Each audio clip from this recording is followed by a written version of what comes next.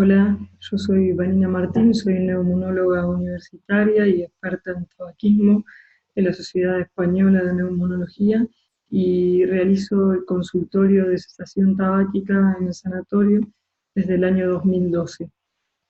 Vamos a hablar fundamentalmente de esta enfermedad que sabemos como concepto importante y primario que es una enfermedad crónica y que es obligatorio que en la historia clínica de los fumadores figure en el apartado diagnóstico la entidad clínica tabaquismo o dependencia por el tabaco. Esto, desgraciadamente, muchas veces cuando nos sentamos a describir una historia clínica de un paciente que vemos en la consulta diaria, nos encontramos con que no está registrado este antecedente o no le está dado el significado que realmente conlleva.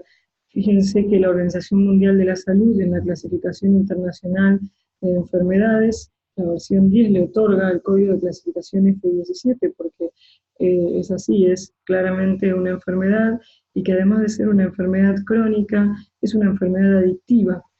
Sepan que alrededor del 80% de los fumadores desarrollan dependencia física por la nicotina y que además se asocia a factores sociales, psíquicos, gestuales, sensoriales que juegan un importante papel en la adicción.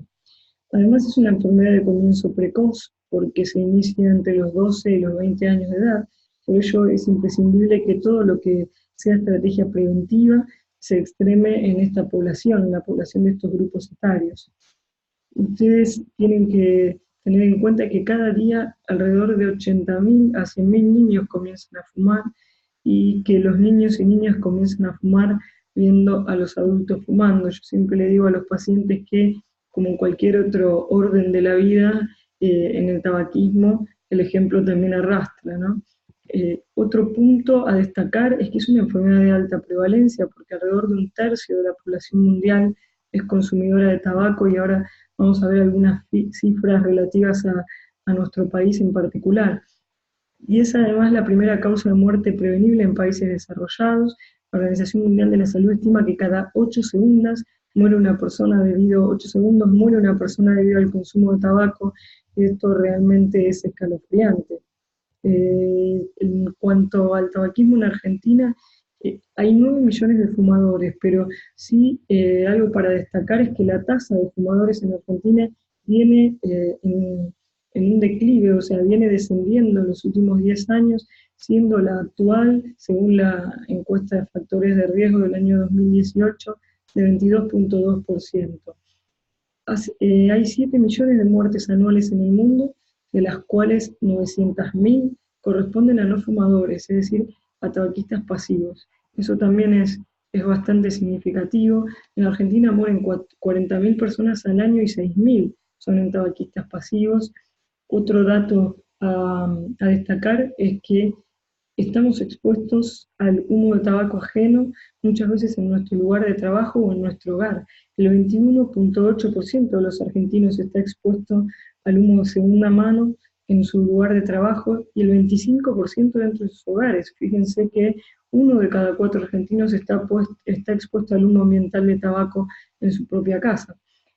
Y otra cifra que también nos sirve para comunicarle a los pacientes es que el consumo promedio de 20 cigarrillos por día reduce 10 años la expectativa de vida del fumador, y cuando uno le pregunta al paciente cuáles son los motivos por los cuales quiere dejar de fumar, muchos de ellos responden que no solo para tener una mayor calidad de vida, sino para vivir más, porque tienen claro que este hecho de que disminuye la expectativa de vida, y muchos dicen, no, porque quiero conocer a mis nietos o disfrutar a mis nietos, así que este es un dato que siempre tratamos de compartirlo en algún momento con los fumadores.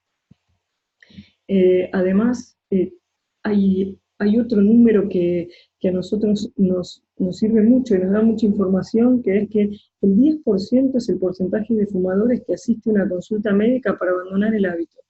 Y a veces lo desaprovechamos. El 10% es un porcentaje que si bien necesitaríamos aumentarlo, ¿no? Pero estaría bueno si al total de este 10% nosotros lo escuchamos, y si no queremos emprender nosotros el acompañarlo en la cesación tabáquica, por lo menos saber a dónde derivarlo.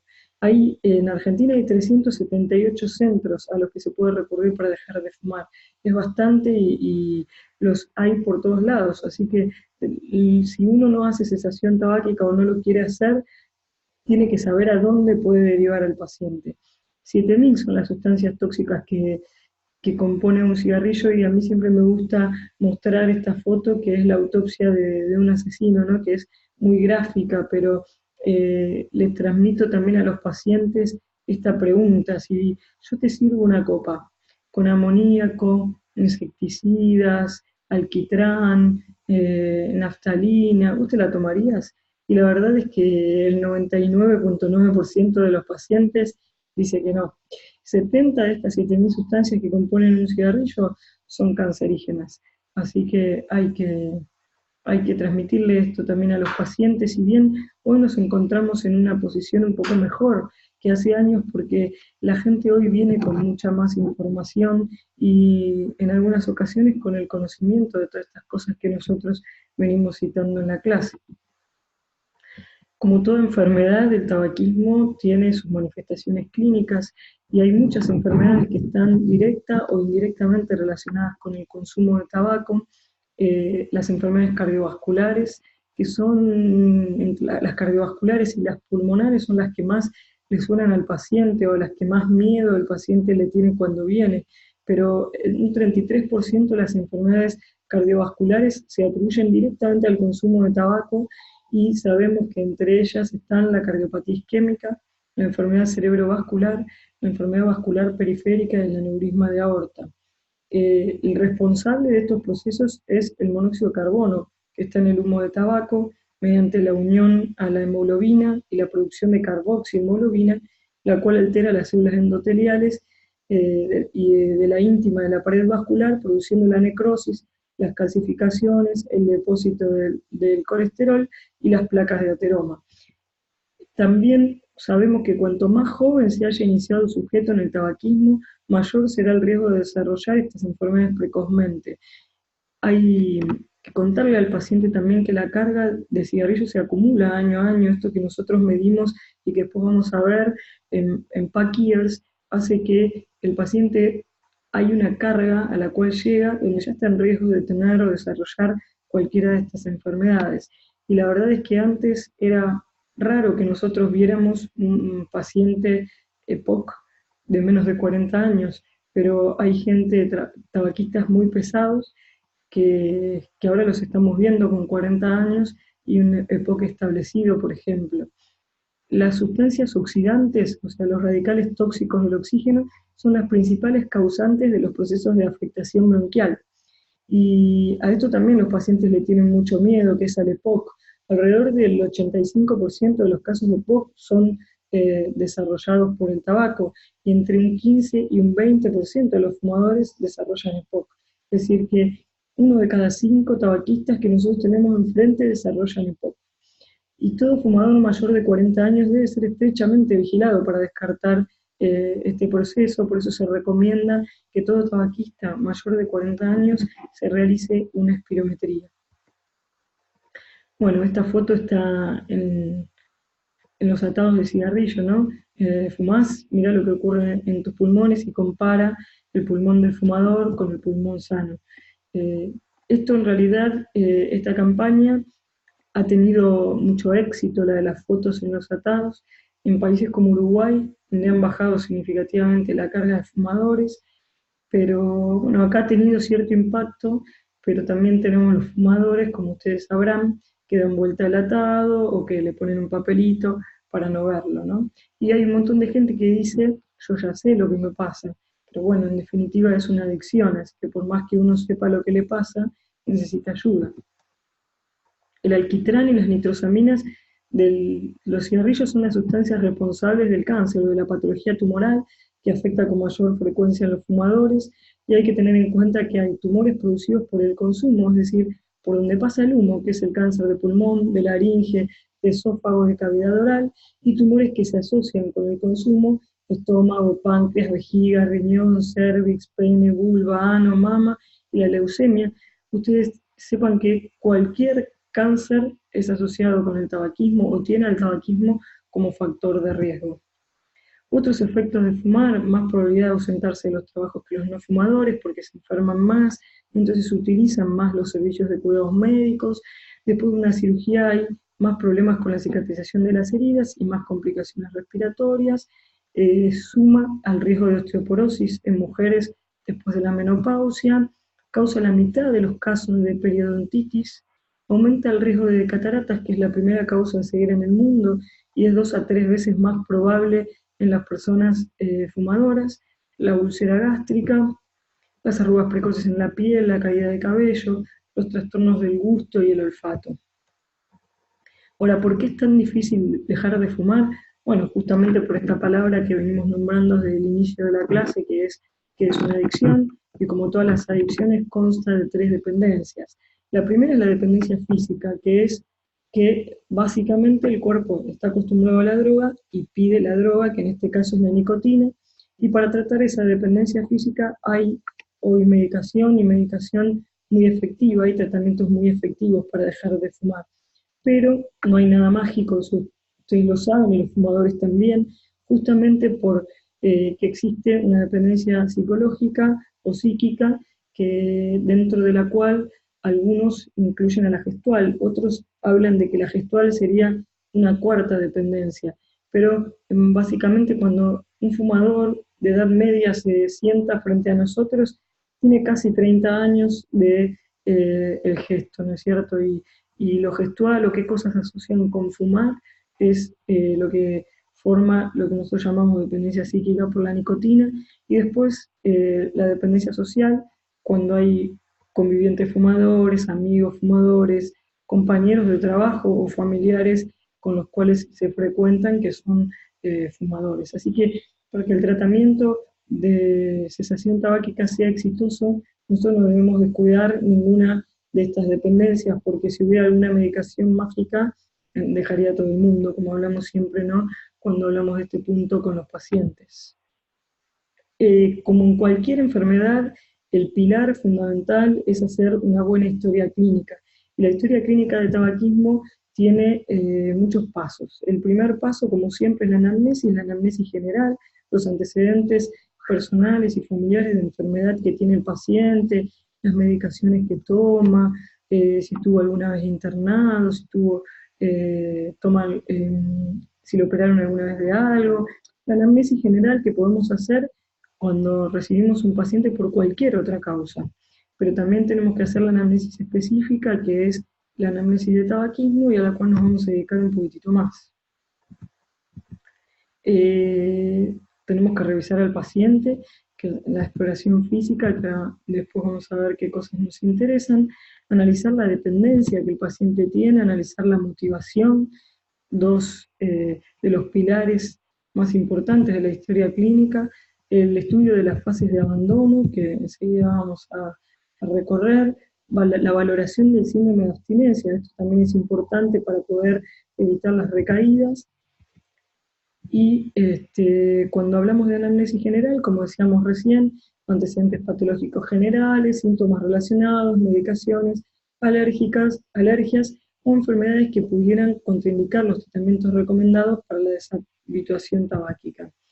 Y en la anamnesis específica interrogamos los antecedentes de tabaquismo, el hábito tabáquico de los padres, la edad de inicio, hacemos el cálculo de paquetes año, ¿no?, el tabaquismo actual, cuántos cigarrillos fuma por día y cuál es la carga acumulada que el paciente tiene. Y el número de paquetes año ustedes seguramente ya lo saben calcular, pero para recordar, es el número de cigarrillos por día por el número de años fumando sobre 20. Analizamos el patrón de consumo, hay pacientes que fuman más a la mañana, otros que fuman más a la noche, otros que fuman más en su casa, otros fuera de su casa. A veces es recomendable decirle al paciente que haga el autorregistro de consumo para que pueda tomar conciencia de algunas cosas y después lo analice, que es registrar a qué hora está prendiendo ese cigarrillo, qué está haciendo cuando le dan ganas de fumar, qué grado de necesidad del 1 al 4 tiene de fumar ese cigarrillo y si encuentra algún modo de superarlo, y que esto lo deje registrado por escrito. Los intentos de abandono, esto también es importante, cuántos intentos previos tuvo, Esto está escrito que cuanto más intentos tiene el paciente previos, más posibilidades tiene de dejarlo en el siguiente, porque cada intento le va agregando al paciente herramientas al momento de volver a enfrentar la situación de dejar de fumar, cuánto fue el periodo de tiempo más largo de abstinencia, qué síntomas tuvo de abstinencia durante sus intentos previos, si utilizó algún tratamiento, cómo los toleró, cómo sintió que fue la respuesta a ese tratamiento y si recuerda cuáles fueron los motivos de recaída. Lo cierto es que el análisis de los intentos de abandono a nosotros nos van a proporcionar un montón de herramientas para acompañar al paciente a lo largo de este proceso de dejar de fumar. Los pacientes vienen en este punto con muchos miedos, muchos temores, muchos prejuicios. El tema que surge casi siempre es el del aumento de peso, por ejemplo, en intentos previos de las mujeres, más que en los hombres. O la presencia de síntomas de abstinencia muy marcados, de ansiedad, irritabilidad, muy marcados en intentos previos. Todas esas cosas son cosas que nosotros tenemos que tener en cuenta. Bueno, el estudio del ámbito social del paciente, si tiene apoyo en su casa o si tiene resistencia. Recuerdo hace muy poco una paciente que vino a dejar de fumar y yo le indiqué la medicación. La medicación para dejar de fumar es cara, después lo charlamos, pero es cara. Y la señora me dijo, mire, mi marido dice que yo no dejo porque no quiero y hoy le tuve que pedir a mi hijo plata para viajar, así que yo no creo que mi marido me ayude a comprar la medicación y yo soy ama de casa. O sea, esa mujer tiene una resistencia enorme en su casa, no tiene apoyo y es probable que fracase en el intento para dejar de fumar. Bueno, la exploración física, cardiopulmonar, sistema vascular periférico, las uñas, los dientes, la hidratación de la piel, la tensión arterial, la frecuencia cardíaca y el peso, todas estas son cosas que nos pueden dar a nosotros, aún fuera de la consulta especializada para dejar de fumar, un motivo o una motivación para sugerirle al paciente que deje de fumar. Bueno, analizar la dependencia física a través del test de Fagerström, que el test de Fagerström consiste en una serie de preguntas de las cuales vamos a obtener el grado de dependencia. La dependencia alta es de 6 puntos para arriba, vemos que consta de 6 preguntas, y la verdad es que la consulta de cesación tabáquica especializada de primera vez dura arriba de 30 minutos, entonces muchas veces utilizamos el test de Fagerström abreviado, lo que es muy útil también en la consulta diaria común, no de cesación tabáquica, que consiste en tener en cuenta el número de cigarrillos fumados y el tiempo transcurrido de que se levanta hasta que fuma el primer cigarrillo, que estaba acá, fíjense, menos de 5 puntos, eso, menos de 5 minutos, perdón, eso da el puntaje más alto, que son 3 puntos, y aquellos que lo fuman más allá de la hora no suman puntos. Entonces el Fagerström abreviado, ya nosotros sabemos que si un paciente fuma más de 20 cigarrillos por día o dentro de los primeros 30 minutos después de levantarse, es un paciente que tiene una dependencia alta y que merece tratamiento farmacológico para dejar de fumar. Solo con estos dos ítems podemos valorar o analizar la dependencia física por la nicotina del paciente. Después también algunos analizan la dependencia psicosocial y conductual. Hay 2 tests, el Glover-Nilsson y el test de la unidad del Instituto de Salud Pública de Madrid. Constan el Glover-Nilsson de 11 ítems. Si mi hábito de fumar es muy importante, si juego y manipulo con el cigarrillo como parte del ritual de fumar, si me pongo algo en la boca para evitar fumar, si cuando está en un lugar que está prohibido fumar, juega con el cigarrillo o el paquete de tabaco, si se coloca los cigarrillos sin encender u otros objetos en la boca, si parte del placer de fumar procede del ritual que supone encender un cigarrillo, un montón de ítems que van del 0 al 4 en puntaje, y aquellos que tienen entre 34 y 44 tienen una dependencia psicosocial muy fuerte. Y después está el test de la unidad del Instituto de Salud Pública de Madrid, que también pasa por 23 ítems y hay preguntas que tienen que ver con la estimulación, otras con la sedación, otras con el automatismo, otras con la dependencia social, psicológica y gestual del paciente. Es un test muy interesante, pero bueno, todos estos tests son largos. Lo ideal sería, según el medio en el que trabajamos, si se pudieran autoadministrar al paciente, ¿no? El paciente, si pudieran hacerse autoadministrados. Después tenemos que analizar la motivación, o sea, ya analizamos la dependencia y ahora analizar la motivación. Para análisis la motivación hay algunos test, uno de los ampliamente utilizados es el test de Richmond, del cual no soy muy amiga porque la primera pregunta que hice si le gustaría dejar de fumar, la mayoría de los pacientes dicen que sí, y ahí ya estamos sumando. Lo que más utilizamos en la práctica es la escala analógica visual, que suele ser bastante, bastante real, porque los pacientes se animan a decir cuál es la motivación que tienen en ese momento. Consiste en mostrarle al paciente los números de 0 al 10 y explicarle que 0 es ausencia total de motivación y 10 es la máxima motivación. Así que le preguntamos cuál es su motivación para dejar de fumar, y la verdad es que a partir de 7 la motivación la consideramos alta. Muchos pacientes vienen con motivación moderada o baja, la mayoría alrededor de 5, y hay algunos que se animan a decir que tienen motivación 1 o 2, y eso no es un trabajo para el paciente, sino que es un trabajo para nosotros, aumentar esa motivación.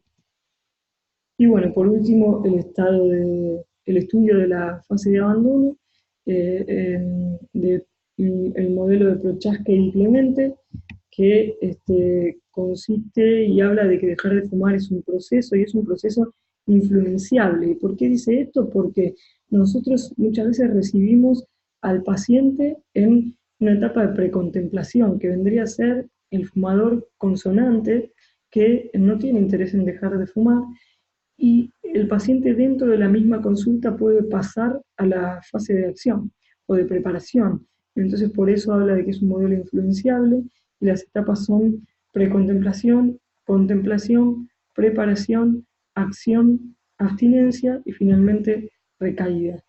La forma de evaluar en qué etapa está el paciente es preguntarle, ¿es usted fumador? Si el paciente dice que no, siempre lo felicitamos. Si dice que sí, le preguntamos si intentaría dejar de fumar en los próximos 6 meses. Si nos dice que no, ese paciente que no intentaría dejarlo está en una etapa, como decíamos recién, precontemplativa. Ahora, si el paciente piensa dejarlo en los próximos 6 meses, está en etapa contemplativa. Entonces ahí le preguntamos, ¿intentaría usted dejarlo en el próximo mes? Si nos dice que no, es una etapa contemplativa, pero si nos dice que intentaría en el próximo mes, ese paciente está en etapa de preparación. Y es muy fácil que pase a la etapa de acción. Entonces, acá estas etapas, más o menos en el precontempladores, son el 25-30% de los fumadores, no perciben el fumar como un problema. Los contempladores son la mayoría de los que vemos, entre 50 y 60%. Se caracteriza esta etapa por la ambivalencia. En etapa de preparación están entre el 10 y 15% de los fumadores. Estos son ya capaces de fijar una fecha, de pensar un plan para dejarlo en el próximo mes. La etapa de acción son aquellos pacientes que intentan dejar de fumar y no fuman durante 6 meses. El mantenimiento es aquel que se mantiene durante más de 6 meses sin fumar, y el exfumador es aquel que no fuma hace más de 1 año. También habíamos hablado como parte del diagnóstico de la historia clínica, la valoración de los síntomas de abstinencia, del síndrome de abstinencia. Todas estas que ven acá son escalas para evaluar la abstinencia. Hay múltiples y cada uno usa las que más cómodo se siente, pero en realidad las dos más utilizadas son la escala de Minnesota, donde evalúa el craving, que el craving son las ganas imperiosas que el paciente tiene de fumar, que dura alrededor de 2 minutos, y que cuando el craving es matinal es más riesgo de recaída representa. Y acá tenemos el craving, la disforia, la irritabilidad, la ira, la ansiedad, la dificultad en concentración, la inquietud, el aumento del apetito, la dificultad para dormir o la dificultad para quedarse dormido, graduado entre el 0 y el 4. Esta escala contiene los síntomas de abstinencia más comunes que nosotros vemos en la práctica, y cuando un paciente tiene un craving alto o disforia en grado extremo, son pacientes que están en mucho riesgo, ante mucho riesgo de recaída. Y una más simple para evaluar el craving, que es la Single Rating of Craving, que pregunta simplemente al paciente cuánto ha necesitado hoy un cigarrillo, y va desde nada a muchísimo. Esto es bastante práctico para hacer en el consultorio. También tenemos como herramienta la coximetría o la medición de monóxido en aire expirado. La coximetría tiene una sensibilidad del 90% para detectar a fumadores y una especificidad también alta del 89%. Pero tenemos que saber que hay falsos positivos como exposición a fuentes contaminantes, calibración defectuosa, porfiria e intolerancia a la lactosa. A mí me pasó en 2 ocasiones, así de haber durado mucho. Uno era un señor anciano de 82 años que vivía en un hogar y él juraba que había dejado de fumar, un señor con un enfisema severísimo, y la persona que lo acompañaba, que era una enfermera del hogar, decía que realmente él no fumaba. Entonces seguía dando la coximetría muy alta. Se solicitó que revisen la estufa de la habitación, porque estábamos en invierno, y la estufa estaba andando mal, y así que la coximetría alta se debió a un factor externo. Y otro caso particular que hemos tenido era el de un señor que trabajaba en un estacionamiento, en una playa de estacionamiento en un tercer subsuelo, y estaba expuesto a las fuentes contaminantes de los caños de escape, y bueno, tenía siempre coximetrías altas a pesar de haber dejado de fumar. Y también hay falsos negativos en fumadores irregulares o que no hayan fumado las horas anteriores. Es interesante el uso de la coximetría porque sirve para verificar abstinencia y es un mecanismo de refuerzo positivo para el paciente y un parámetro objetivo de grado de consumo. En realidad, es aconsejable, pero no es imprescindible para realizar el diagnóstico de tabaquismo, pero muchas veces sirve sobre todo como un mecanismo de refuerzo positivo. Si yo mido al paciente en la primera consulta y el paciente tiene una coximetría de 40 y cuando llevo una semana sin fumar tiene una coximetría normal, eso para el paciente es muy estimulante y muy motivador para seguir sin fumar. Ustedes piensen que hay muchos fumadores que cuando uno les pregunta cuáles son los beneficios, cuando llevan 1 o 2 semanas sin fumar, dicen, la verdad que todavía no noté nada. Pero esto es una medida objetiva que ayuda mucho. Este es el aparato, el coxímetro, que el paciente simplemente tiene que hacer una aspiración y ahí vamos a obtener resultados menos de 6 partes por millón en no fumadores. Piensen que siempre tenemos algo por la contaminación ambiental, pero menos de 6 partes por millón se considera en no fumadores, entre 6 y 10 en fumadores esporádicos y mayor o igual a 10 en sujetos que son fumadores. Esto es útil para diagnosticar el grado de tabaquismo. El tabaquismo, muchas veces vemos que se dice, no, un tabaquista severo. ¿Pero qué es un tabaquista severo? Bueno, fundamentalmente utilizamos el índice de paquetes año y la coximetría, pero un tabaquista severo es aquel que tiene una carga acumulada entre 16 y 25 paquetes año con una coximetría entre 21 y 30, por ejemplo. Así que con todo esto que estuvimos charlando, hay algunas cosas que representan el conjunto mínimo de datos diagnósticos para esta enfermedad, que es el índice de paquetes año, la fase de abandono, la motivación, los intentos previos y motivos de recaída y la dependencia física. Sin estos elementos nosotros no podemos hacer un correcto diagnóstico de tabaquismo del paciente que tenemos en nuestra consulta. Este es uno de los puntos más importantes porque es muy útil y se puede hacer más allá de la especialidad que ustedes hagan. Una vez un alumno me contestó, no, pero a mí esto no me sirve porque yo voy a hacer cirugía. No importa, desde la especialidad donde estés, vos tenés que tener en claro que podés dar el consejo sanitario antitabáquico, que es el instrumento de intervención más sencillo y más económico en cuanto a relación coste-eficacia, tiene evidencia grado A, y es una intervención breve, de 1 minuto, 2 minutos, tan simple como a usted lo que lo perjudica es el tabaco y debería dejar de fumar. O lo mejor que usted podría hacer por su salud es dejar de fumar. Algo tan simple como eso tiene una relación coste-eficacia muy alta.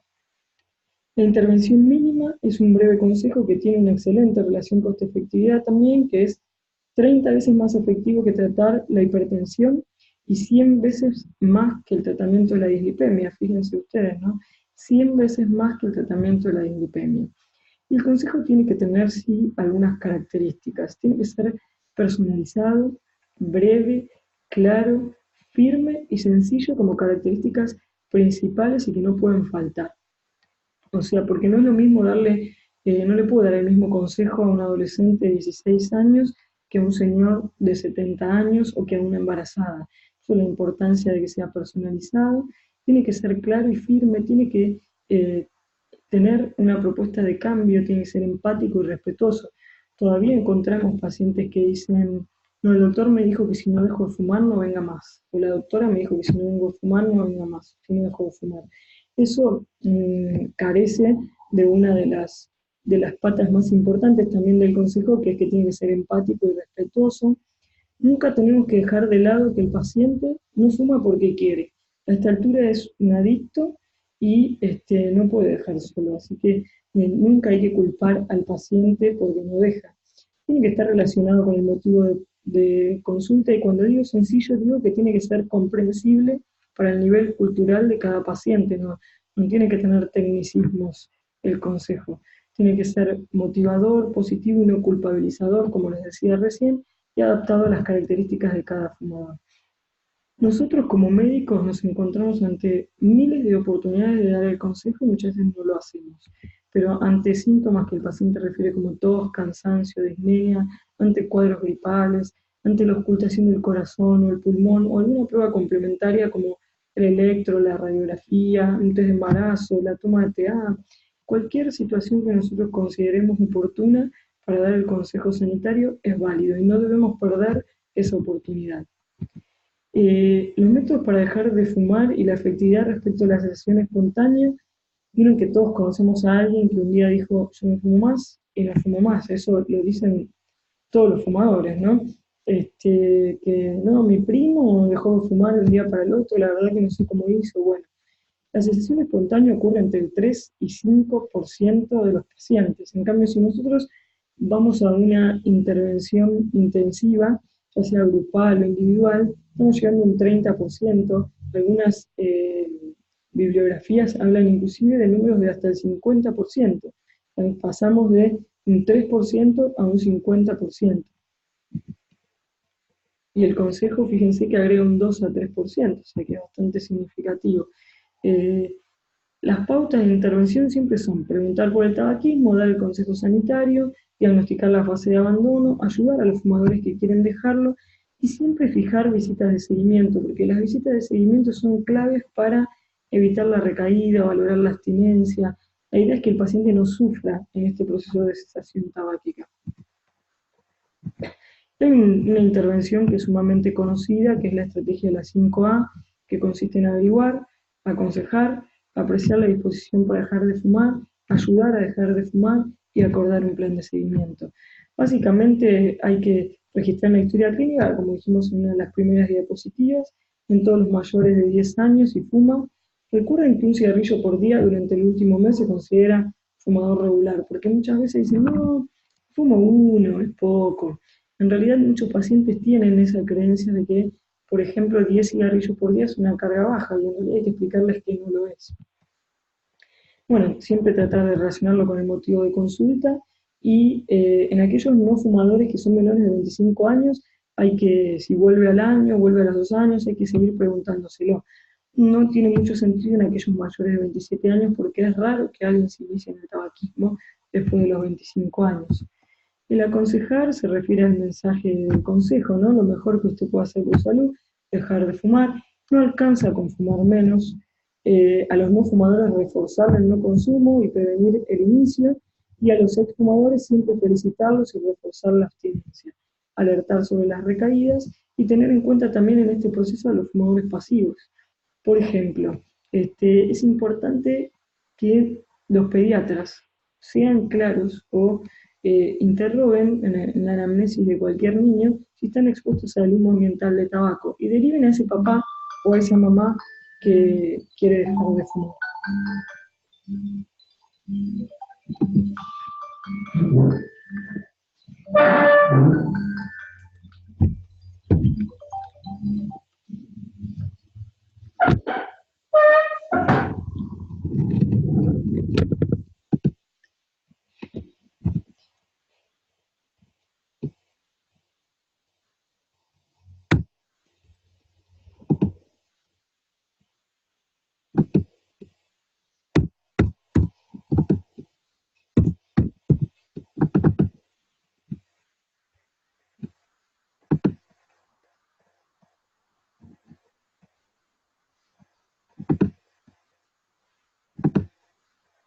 Bueno, hay que adaptar a cada fumador la intervención, si está dispuesto a dejar de fumar, si está en proceso precontemplativo o contemplativo, ahí la intervención tiene que ser motivacional. Apreciar las intervenciones motivacionales tienen que tener algunas características. Tienen que expresar empatía, tienen que favorecer la discrepancia, es decir, que hay que promover que la persona verbalice sus argumentos para cambiar y visualice las discrepancias entre sus valores, objetivos personales, la conducta como fumador. Tiene que manejar la resistencia, es decir, evitar la confrontación, proponer opciones, nunca imponer, y apoyar la autoeficacia, es decir, la confianza en el paciente para lograrlo, reforzar el sentido de la actitud del cambio y reconocer la función de ayuda profesional. Y la ha de apreciar también el precontemplativo, aportar la información, los beneficios, hacer preguntas siempre abiertas, acompañar con material de autoayuda, ofrecer la ayuda a un profesional, generar reflexión y ambivalencia. Y al contemplativo, promover que verbalice las acciones para dejar de fumar, preguntar sobre qué temores tiene al hacerlo, qué obstáculos siente que tiene, ofrecerle también material y aumentar la motivación, aumentar la autoeficacia. Eh, Antes yo les hablaba de que tiene que estar dirigido, ¿no? El consejo, porque a un adolescente yo le puedo decir, bueno, mira que el mal aliento, que las manchas en los dientes, que la falta de independencia, que rendís menos en el deporte, que puedes tener infecciones respiratorias frecuentes, que vas a tener más plata para salir o para comprarte algo de música si dejas de fumar, pero a una embarazada yo tengo que ofrecerle otra cosa, ¿no? Cuando le hablo de los motivos para dejar de fumar. Tengo que darle a conocer que hay mayor riesgo de aborto espontáneo y muerte fetal, mayor riesgo de bajo peso al nacer, a los papás de las infecciones respiratorias en los hijos, del rol ejemplar, y así, ¿no es cierto?, a cada uno cuáles son los motivos dirigidos, ¿no? Ayudar a dejar de fumar, siempre felicitar por la decisión, aclarar las expectativas, transmitir ayuda, elegir una fecha de abandono, hacer una intervención psicosocial siempre y valorar el grado de dependencia y motivación y valorar un plan de tratamiento farmacológico o no farmacológico. Y dentro de lo que es la intervención psicosocial, hay que ayudar al paciente a pensar en las dificultades, en que escriba cuáles son los motivos que tienen para dejar de fumar, darle ayuda para desautomatizar la conducta de fumar. A veces puede ser útil que calculen la plata que gastaron o la plata que se ahorrarían, complicar en la vida el cigarrillo, enseñarle técnicas de relajación, consejos para el día de cigarrillo cero y darle material escrito siempre. Que hagan el autorregistro de consumo como dijimos antes, que revalicen cuáles son las razones para dejar de fumar, y algo que a veces los deja un poco como paralizados es si tienen alguna razón lo suficientemente importante como para seguir fumando. Y hay muchos que dicen, ¿qué pregunta? Nunca lo había pensado. La mayoría termina diciendo que no, y un porcentaje dice que sí, que es que les gusta, pero cuando uno le pregunta qué les gusta de fumar, a veces no saben describirlo, y otros hablan de que por la ansiedad. Y el tratamiento consta de dos partes fundamentales y que tienen que ir juntas, que es el tratamiento psicológico o lo que nosotros llamamos terapia cognitivo-conductual y el tratamiento farmacológico. Que las indicaciones del tratamiento farmacológico son aceptación y deseo del paciente, alto grado de adicción, y que el paciente se encuentre en etapa de preparación a acción, que fume más de 20 cigarrillos por día, el primero antes de los 30 minutos, pacientes que han experimentado dificultad para dejar o síntomas de abstinencia durante otros intentos de cesación y indicación médica de cesación, ¿no? Estas serían las indicaciones del tratamiento farmacológico. Y la farmacoterapia es eficaz porque mejora los síntomas de abstinencia, principalmente las ganas de fumar, el craving y las emociones negativas, ayuda a disminuir el riesgo de recaídas si se fuma durante la farmacoterapia y puede retrasar el aumento de peso posterior a la cesación. Esto también hay que explicárselo a los pacientes.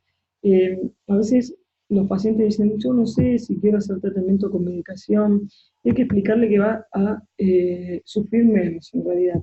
Yo siempre les digo, mira, esto es como ir a Mar del Plata de rodillas o ir a Mar del Plata en auto. Vas a llegar en mejores condiciones si vas en auto. Lo mismo es hacer el tratamiento con fármaco o sin fármaco en un fumador con alta dependencia y que tiene indicación, por supuesto, de terapia farmacológica, ¿no? Hay que contarle al paciente y darle por escrito, si podemos, recomendaciones para paliar el síndrome de abstinencia. Esto es importante porque la gente se encuentra sola, sola con insomnio, sola con una irritabilidad, que en la casa le regalan cigarrillos para que no los aguantan más, solos con el estreñimiento, con la dificultad para concentrarse, con el aumento del apetito. Eso no debe suceder. El paciente tiene que irse con estrategias y recomendaciones para paliar el síndrome de abstinencia. Idealmente el paciente tiene que tener un teléfono de contacto o una persona a la cual dirigirse del equipo ante cualquier duda o cualquier síntoma de abstinencia o intolerancia con la medicación. Esto es sumamente importante en una adicción y muy importante en el tabaquismo, que es una adicción que además conlleva la característica de que aún es socialmente aceptada, ¿no? Así que el tratamiento farmacológico, quienes no deberían recibirlo en este caso, aquellos que tengan alguna contraindicación médica, son los menos, los fumadores de menos de 10 cigarrillos por día, las embarazadas o en periodo de lactancia y los adolescentes, básicamente porque no está aprobado el tratamiento farmacológico en embarazadas, lactancia y adolescencia.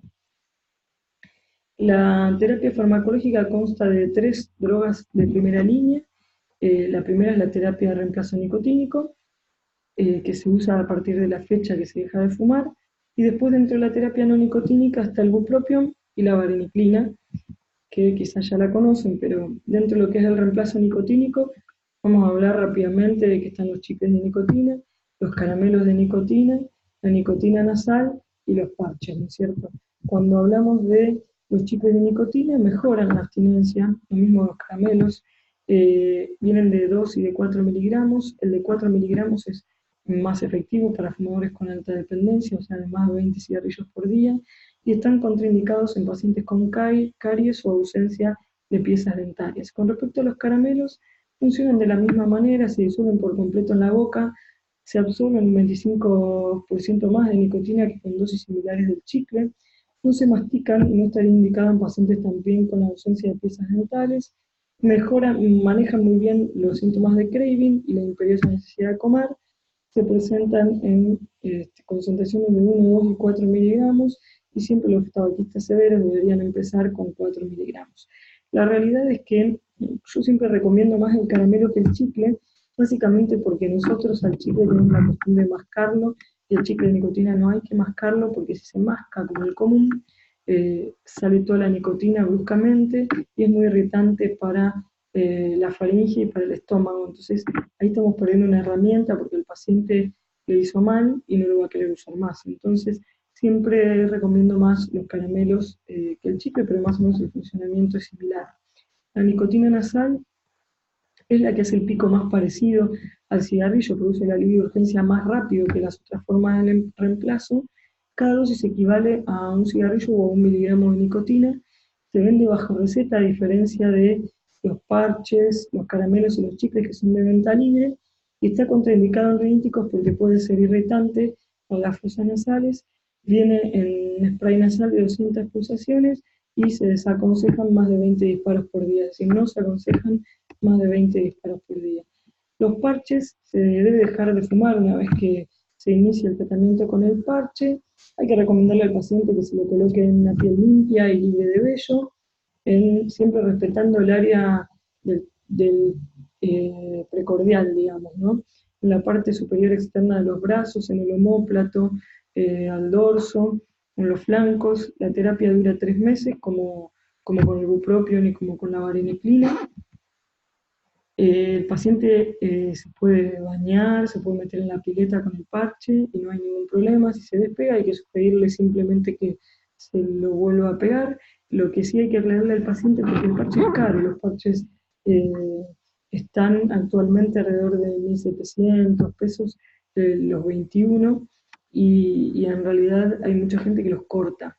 El sistema de liberación de nicotina que tiene el parche es en espiral, así que si nosotros los cortamos, perdemos la actividad de la droga, así que no hay que cortarlos. Eso hay que avisárselo a los pacientes, porque a veces por el costo lo cortan para ponerse medio y pierde utilidad. Los efectos adversos comunes son las reacciones cutáneas y los trastornos del sueño. Nosotros en Argentina tenemos parches que duran 24 horas. En otros países, por esta característica, hay parches de 16 horas. Lo que le recomendamos habitualmente al paciente es que si tiene algún trastorno del sueño, se lo retire una vez que está acostado y a la mañana cuando se levanta, lo primero que hace es colocarse el nuevo parche. Y las contraindicaciones son que el paciente continúe el hábito tabáquico, que tenga reacciones cutáneas severas o alteraciones del sueño significativas. Con respecto al bupropión, es un antidepresivo en realidad que bloquea la recaptación neuronal de dopamina y norepinefrina, que hay que comenzarlo una semana antes de la fecha de abandono, con el esquema de 150 miligramos vía oral por 7 días, una vez por día, y 150 2 veces por día por 3 meses. El día 8 es lo que nosotros llamamos día D, y viene de 30 o 60 comprimidos.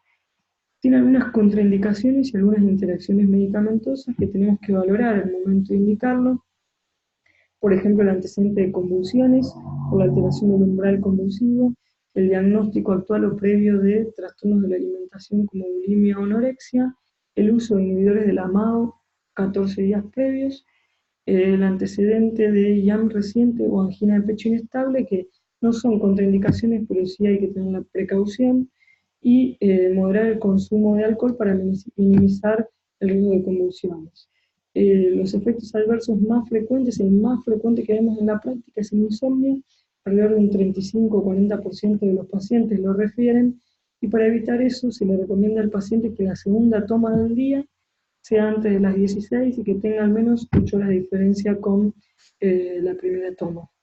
No es indicación en insomnio suspender la medicación, a veces se puede dejar solo el comprimido de la mañana, y hay estudios que han demostrado que es útil para dejar de fumar uno por día también.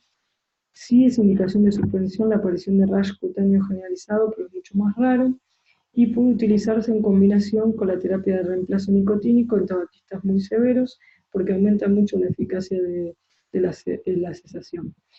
Y por último tenemos la vareniclina, que actúa sobre los receptores cerebrales de la nicotina bloqueándolos. Tiene un efecto agonista parcial selectivo de los receptores alfa-4 beta-2 de la acetilcolina, y combina también efectos antagonistas y agonistas. Los agonistas son que provee alivio de la ansiedad y el síndrome de supresión, y los antagonistas que bloquean la satisfacción y los efectos de la recompensa de la nicotina.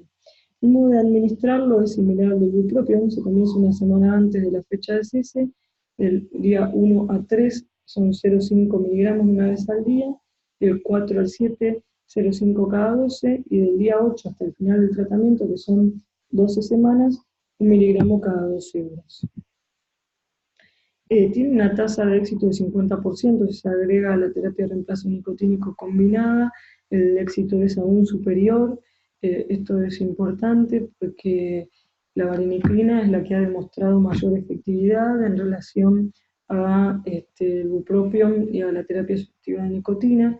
El efecto adverso más común son las náuseas, o hay que referírselo al paciente como sensación de estómago revuelto leve y transitoria, pero que a veces es molesta. Entonces la recomendación siempre es que lo tomen con el estómago ocupado.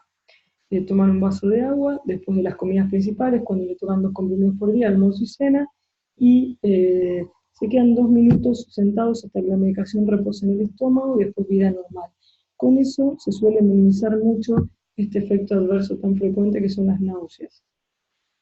Se pueden llegar a hacer tratamientos más prolongados de 3 meses cuando no se respetó el día 8 como día D, y cuando hubo alguna recaída puntual a lo largo del primer mes.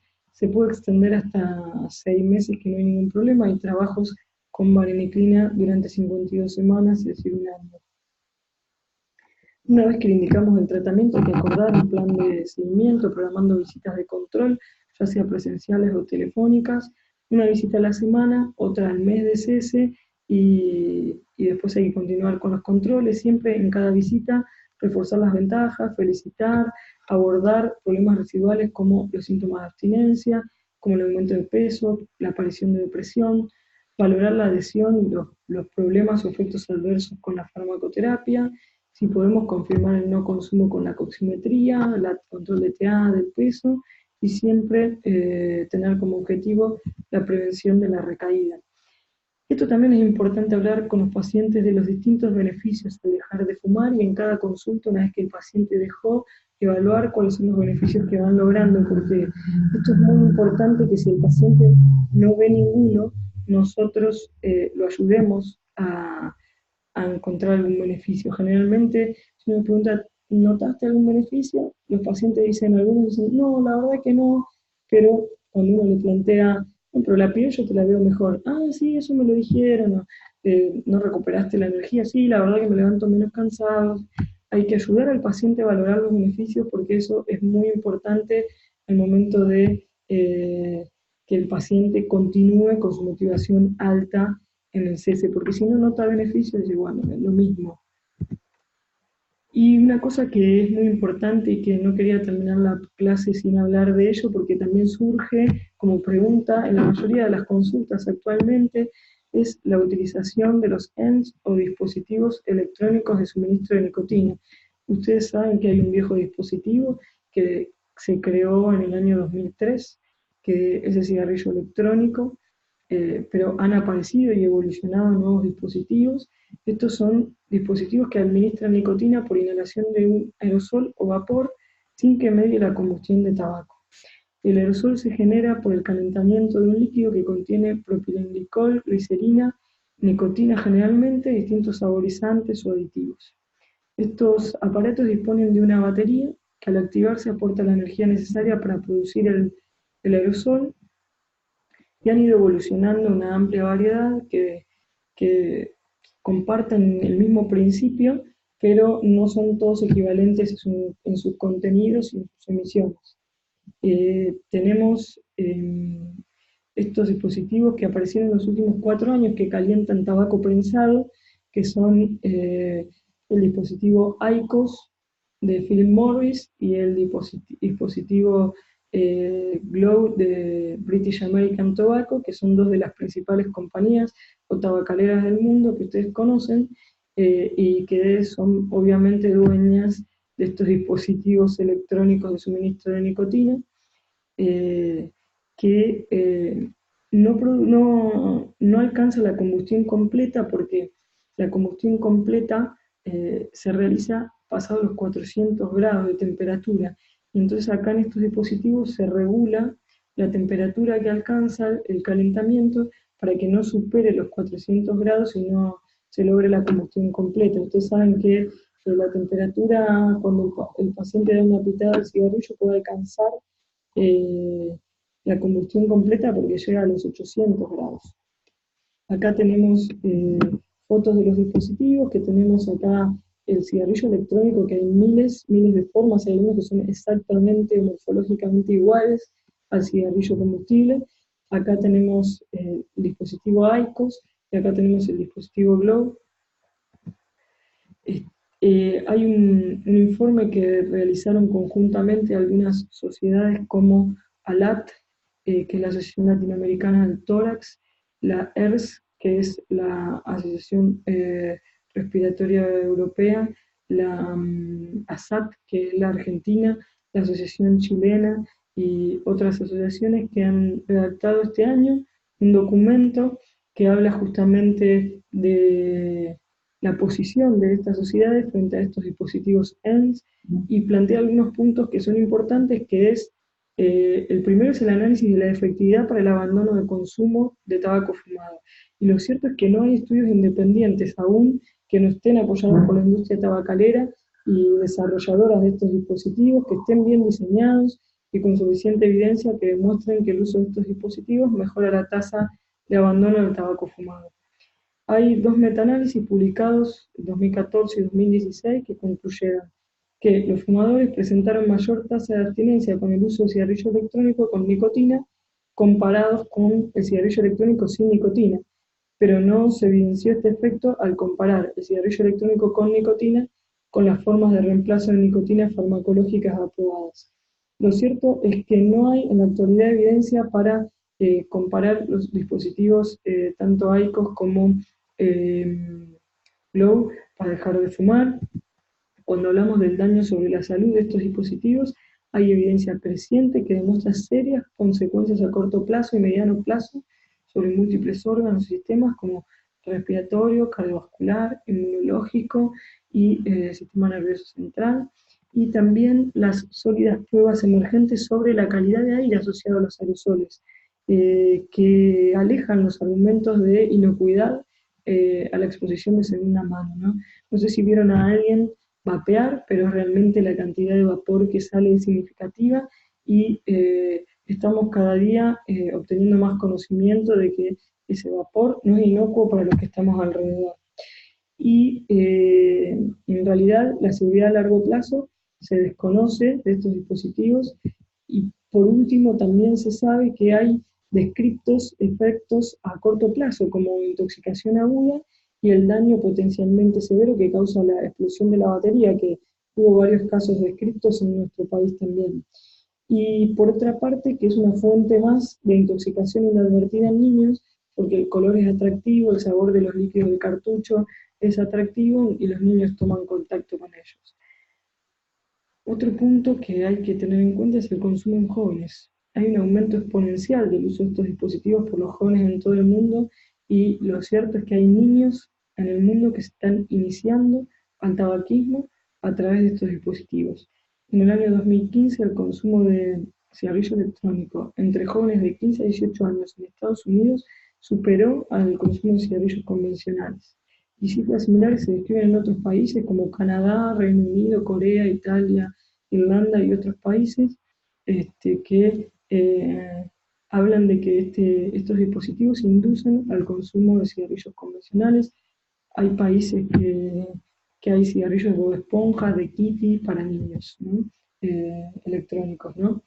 Y en Argentina está prohibido. La ANMAT en el año 2011 prohibió la importación, distribución y comercialización del cigarrillo electrónico y ratificó esa prohibición en el año 2016, diciendo que el vapor que liberan estos dispositivos no es inocuo y que contiene nicotina y otros químicos tóxicos y cancerígenos.